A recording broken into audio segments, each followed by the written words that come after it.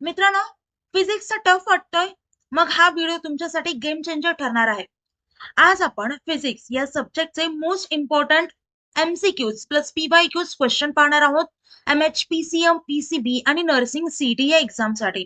मित्रांनो, मी धरती तुमचे एज्युकेटर ग्लोबल ऑनलाईन या युट्यूब चॅनलवरती तुमच्या सगळ्यांचं स्वागत करते.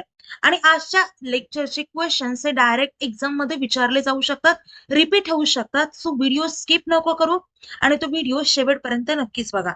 आता मित्रांनो, नर्सिंग सीईटी त्यासोबतच PCB, PCM सीईटी या एक्झामसाठी खूप कमी दिवस राहिलेले आहेत. आणि या कमी दिवसामध्ये जर तुम्हाला सिलेबस कंप्लीट करायचा असेल तर तुम्ही आपला लाईव्ह बॅच जॉईन करू शकता. त्यामध्ये तुम्हाला full syllabus live video lectures, recorded lectures, full syllabus plus chapter wise test series, 2000 plus MC question bank आणि फुल सिलेबस नोट्स देखील मिळणार आहेत. पहा मित्रांनो, या सर्व गोष्टी तुम्हाला एकाच कोर्समध्ये आणि ते पण फक्त 2,999 रुपयामध्ये मिळतात. नर्सिंग सीटी सोबतच आपल्याकडे PCM, PCB, सीडी, नीट, JEE या एक्झामचे देखील कोर्सेस आहेत. PCM, PCB, सीईटीचे दोन्ही अटेम्प्टची तयारी आपल्याकडे करून घेतली जाते. आणि मोस्ट इम्पॉर्टंट जे आपल्याकडे क्वेश्चन बँक आणि टेस्ट सिरीज आहेत, तर यातूनच तुम्हाला एक्झाम मध्ये क्वेश्चन्स विचारले जातात. तर लवकरात लवकर ही बॅच जॉईन करा. आता मित्रांनो, चला क्वेश्चन्स कडे बोलूया.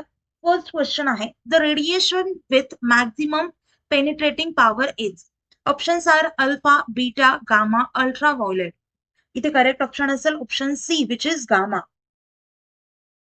पेनिट्रेटिंग पॉवरची ऑर्डर कशी असते, तर सगळ्यात जास्त गामा असतो, greater than beta, greater than alpha.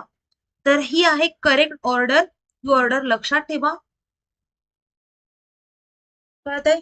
आणि गामा रेज ही बायोलॉजिकली सगळ्यात जास्त डेंजरस असतात, ही गोष्ट सुद्धा लक्षात ठेवा.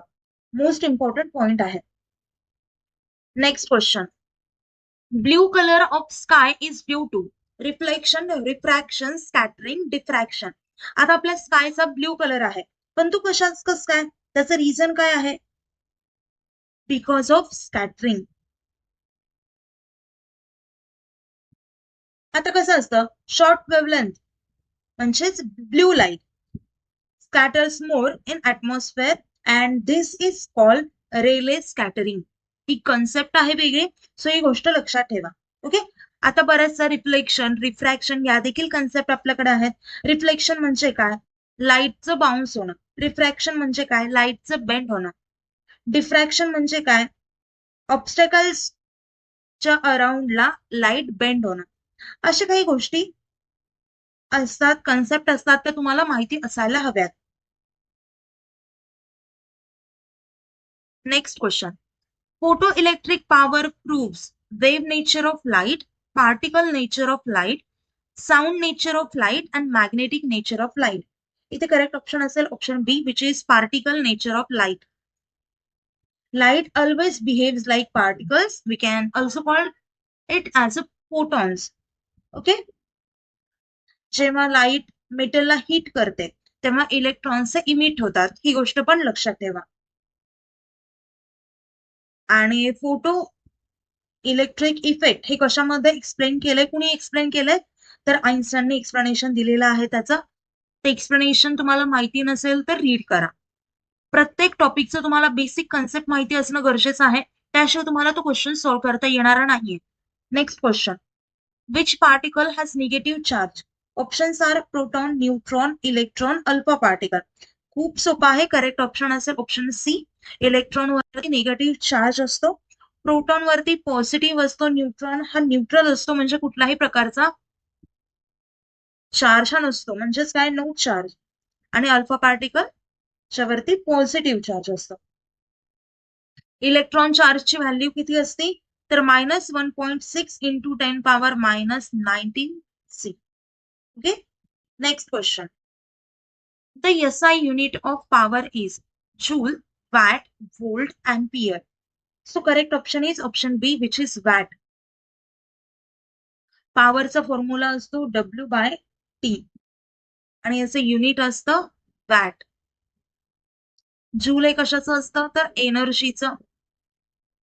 व्होल्ट हे पोटेन्शियल डिफरन्सचं आणि एम्पियर हे करंटचं असतं.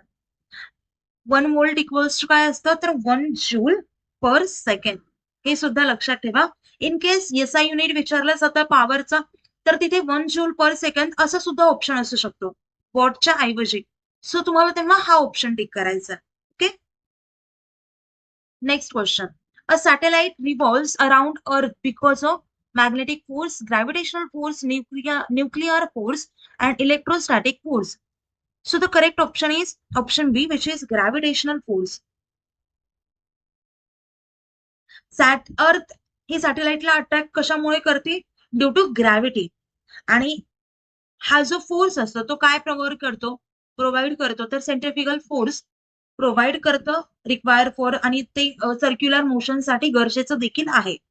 ओके. त्यामुळे ते करेक्ट ऑप्शन असेल option B. A satellite revolves around earth because of gravitational force. Next question. If the temperature of a metallic conductor increases, its resistance dash decreases, increases, becomes zero, remains constant. So the correct option is option B, which is increases. जेव्हा temperature वाढतं metallic कंडक्टरचं तेव्हा resistance देखील वाढतो. Temperature increases, temperature, आता एवढी गोष्ट लक्षात आहे, टेम्परेचर इन्क्रीज झालं तर ऍटम्स हे जास्त व्हायब्रेट व्हायला लागतील. बरोबर आहे. आणि इलेक्ट्रॉन्स मध्ये कोलिशन खूप जास्त होईल आणि त्याच्यामुळेच रेझिस्टन्स हे वाढेल. कळतंय? Next question. Electric power is given by V by I, V into I by V, V square, I square. So the correct option is option B, which is VI. P is equal to V into I. V stands for voltage and I stands for electric current and P stands for power. Okay? कळतंय? याचाच अजून एक formula काय तर I square R. याचाच अजून एक formula काय आहे तर V स्क्वेअर बाय R. आणि याचा अजून एक formula V into I. Next question. A body floating in water displaces water equal to its weight, its volume, its mass, its density. So the correct option is option A, which is its weight. Archimedes principle च्या accordingly, upthrust equals to weight of displaced liquid. कळतंय? And weight of body, आता फ्लोटिंगची condition काय असते तर weight of body is equal to weight of displace fluid. त्याच्यामुळे इथे काय विचारलं होतं body floating in water displaces water equal to its weight. Next question. The unit of impulse is, correct option असेल option A, which is N into S. इम्पल्सचा formula काय असतो change in momentum. Impulse equals to F into T, हा देखील formula येतो. आणि याचं unit येतं, फोर्सचं युनिट किती असतं न्यूटन, टाइमचं किती असतं सेकंड. सो युनिट काय झालं newton into second. Newton metre square, newton per metre square हा कशाचा फॉर्म्युला आहे तर प्रेशरचा आहे. हे दोन तर चुकीचे आहेत फॉर्म्युले. Okay. Impulse equals to area under force time graph, हे सुद्धा विचारलं जाऊ शकतं, हे सुद्धा इम्पॉर्टंट आहे. Area under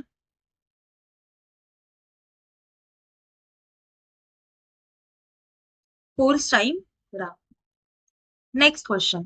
If acceleration is zero, the body is at rest only, moving with constant velocity, moving with increasing velocity, moving in circle. So the correct option is option B, which is moving with constant velocity. ऍसेलरेशनचा formula काय असतो rate of change of velocity. जेव्हा acceleration 0 असतं तेव्हा velocity नेहमी लक्षात ठेवा constant असते. कळतंय? ऍक्सेलरेशन 0 आहे याचा अर्थ काय होतं दोन गोष्टी होतात. एक तर ती बॉडी रेस्ट वरती आहे किंवा युनिफॉर्म मोशन मध्ये आहे, म्हणजे काय वेलोसिटी त्याची कॉन्स्टंट आहे. Next question. If two forces 10N and 10N act in opposite direction, म्हणजे दोन फोर्सेस आहेत ते अपोजिट डायरेक्शनला ऍक्ट करतायत, तर त्याचा रिझल्टंट विचारलाय. खूप सोपा आहे, 0 न्यूटन. खूप जास्त सोपं आहे, कारण इथे हे फोर्सेस हे बॅलन्स होतात, त्याच्यामुळे तिथे ऍक्सेलरेशन 0च असेल, कारण दोन साईडला इक्वल अमाऊंट मध्ये फोर्सेस लागतात, इक्वल अँड अपोजिट, त्याच्यामुळे रिझल्टंट हा 0 येईल. Next question, which electromagnetic wave has the shortest wavelength? Options आहेत इथे, radio waves, microwaves, X rays, and fourth option is gamma rays. So the correct option is option D, which is gamma rays. वेव्हलेंथची order कशी असते, तर सगळ्यात कमी ही gamma रेजची असते, त्याच्यानंतर एक्स रेची असते, त्यानंतर यूव्हीची असते, त्यानंतर विजिबलची असते, त्याच्यानंतर IR, मायक्रोवेव्ह आणि रेडिओ. ही ऑर्डर लक्षात ठेवा, इम्पॉर्टंट आहे. लार्जेस्ट विचारली जाते तर रेडिओ आली असती, शॉर्टेस्ट विचारली आहे तर गामा आली आहे. इन केस ऑप्शन मध्ये तुम्हाला हे ऑप्शन्स असतील, रेडिओ, मायक्रोवेव्ह, IR आणि विजिबल, तर तेव्हा शॉर्टेस्ट वेव्हलेंथ कशाची असेल तर विजिबलची. तर अशा वेगवेगळ्या टाईपचे क्वेश्चन्स तुम्हाला येऊ शकतात. कळतंय? Next question, the SI unit of inductance is Henry, Tesla, Farad, Coulomb. So the correct option is option A, which is Henry. Inductance unit काय आहे तर Henry. Inductance equals to property of coil to oppose charge in current. आणि याचं unit असतं Henry. Tesla हे कशाचं unit असतं, magnetic फील्डचं, farad हे कॅपॅसिटन्सचं आणि कुलम हे चार्जचं युनिट असतं. इंडक्टन्स हे मॅग्नेटिक फील्ड जनरेशन सोबत वर्क करतं, ही गोष्ट पण लक्षात ठेवा, इम्पॉर्टंट आहे. Next question, energy possess by a body due to its motion is potential energy, thermal energy, kinetic energy, chemical energy. So the correct option is option C, which is kinetic energy. कळतंय? जेव्हा velocity ही 0 असते तेव्हा kinetic energy पण 0 असते, ही गोष्ट लक्षात ठेवा. आता energy possess by a body due to its motion is kinetic energy, हा फॉर्म्युला बरोबर आहे.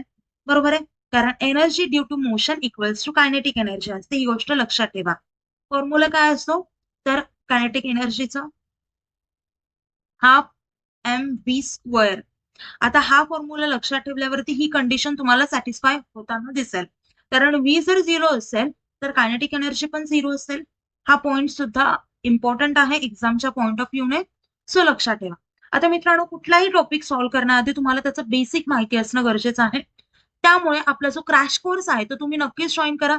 आपल्या क्रॅश कोर्समध्ये आपण बेसिक टू ऍडव्हान्स सर्व गोष्टी क्लिअर करतो आणि त्याची फीस सुद्धा खूप कमी आहे, 2999.